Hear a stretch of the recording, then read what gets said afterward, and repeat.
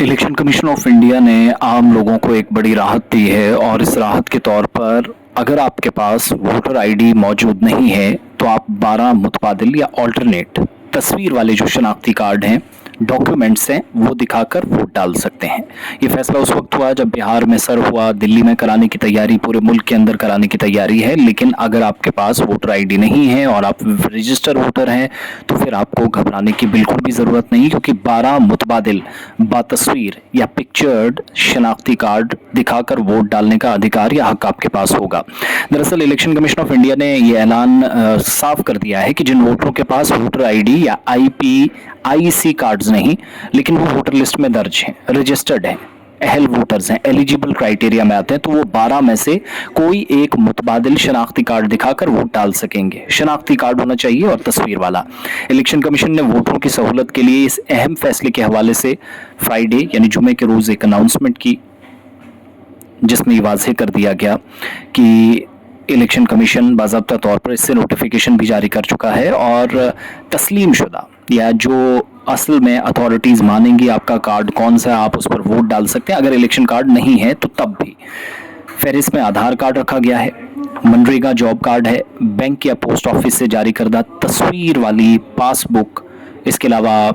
Labour ministry या वजारत मेहनत या आयुष्मान भारत स्कीम के तहत जो हेल्थ इंश्योरेंस स्मार्ट कार्ड आपको मिलता है, वो जिसको आप हेल्थ कार्ड या आयुष्मान कार्ड कहते हैं, उस पर भी आप वोट डाल सकेंगे। ड्राइविंग लाइसेंस है तो तब भी आप वोट डाल सकेंगे।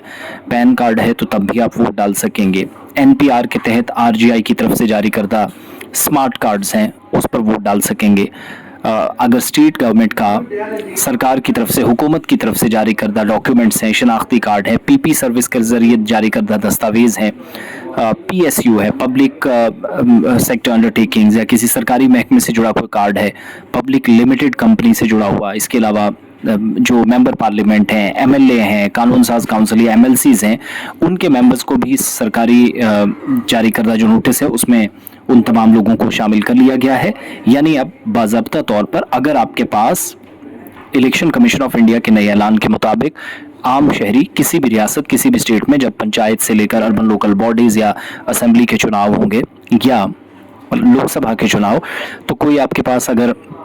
इलेक्शन कार्ड कभी कभार नहीं हुआ तो Aadhaar card, MNREGA job card, bank या पोस्ट ऑफिस से जारी करदा बातस्वीर पासबुक, वजारत मेहनत या आयुष्मान भारत स्कीम के तहत जारी करदा health insurance smart card, driving licence, PAN card, NPR के तहत आरजीआई की तरफ से जो जारी करदा स्मार्ट कार्ड्स हैं,